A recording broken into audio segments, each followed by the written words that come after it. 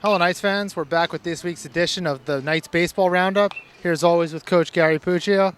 Coach, you played yesterday, but first let's talk about the series at Sacred Heart. Tough series, but you were able to salvage the series to get the fourth game there with 21 hits on that in Sunday. Just walk you through that four-game slate. Yeah, it's just, we had the lead in every one of the games, and Sacred Heart's just a good team, and they always find a way to win. I mean, so one of the things that they've consistently done, they've been in the championship games 7 years in a row until last year when we knocked them out. So it's always an uphill battle. They never give up. They never, they were down 9-5 against Logan and still came back and won that game. So it was tough, but at least our guys hung tough and got the last game to make sure we at least walked out of there with a win, which I thought was important.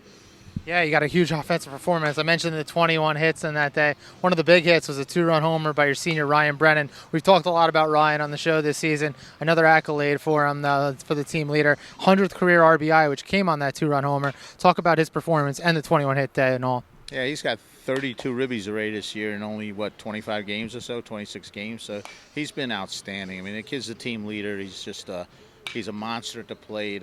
He's got a future ahead of him. I'm sure he'll be playing somewhere next year. I don't think his career is anywhere close to being over. So the kid's just a quality, and he closes for us too. So I mean, he kind of does a little bit of everything, and the kid's just a quality kid too. So it's good to see him having a great year. Yeah, you mentioned the 32 RBIs. That's already a single season high for a guy who knocks in a lot of runs. He's still got a lot of games left this year. So another guy you've also received some big contributions for, as we talk about your frontline starters, obviously Logan Frady and Corey Zeller and Danny Dimitrovs, but a guy who stepped in for you big time this year is the sophomore Evan Lane. His numbers are impressive. He's leading the team in strikeouts, averaging more than one strikeout an inning, and he's also only allowed 5 runs over his last 3 starts. Talk about his contribution. Evan's a trooper. I loved him out of the bullpen last year. He stepped up during the playoffs for us a couple of times, once against Sacred Heart, and I told him, I said, you're very impressive that you're competitive, and that's one of the things you look for in a pitcher is you want a kid that's, when things aren't going well, still sucks it up and gets it done for you, and he showed he could do that last year. So when this year an opportunity came for that 4th starting position, I talked to him about it, and we said we'll give it a go, and he pitched a phenomenal game against St. Louis, who was one of the top teams in the country. I think he gave up 1 run in 5 innings there. So, he got the nod. He made the most of it. I want him to cut down on the walks a little bit. I mean, that's the one thing that's a little bit high. But like you said, he's averaging a strikeout an inning. And he's a competitor. I mean, he pitches out of a lot of gyms. He's shown a lot of guts this year for us, and we're very happy with him. Yeah, he gave you a great start in yesterday's game. Left with a lead, a 2-1 lead when he left the game. Obviously, it got away from him. Let's talk a little bit about yesterday's game. Obviously, not the cleanest game you would have liked, issuing 14 walks. 14 walks. Unbelievable. It's a sin when a starting pitcher gives a performance like that. Like we told Evan he was going 5 innings, 80 pitches max because, we got non-conference this weekend. He's going to pitch against St. John's a little bit.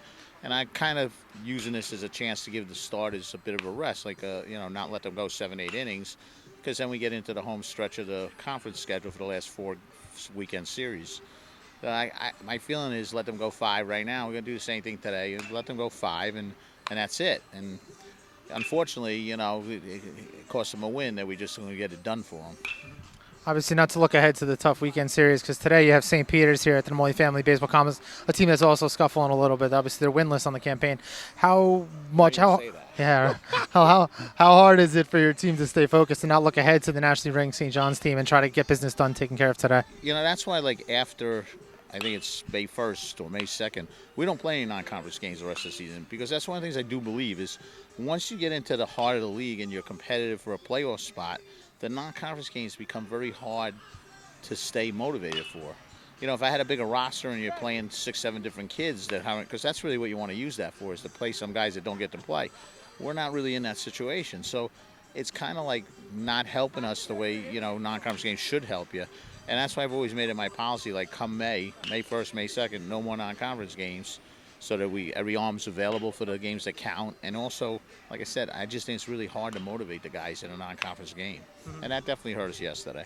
Yeah, that's an interesting point because obviously you have a little break here. You get the 2 non-conference games today, and then you have a rare weekend series out of the conference. So you don't like to look at that as a break from conference play. That's a good thing, more as a little bit more of a distraction, I guess, from the...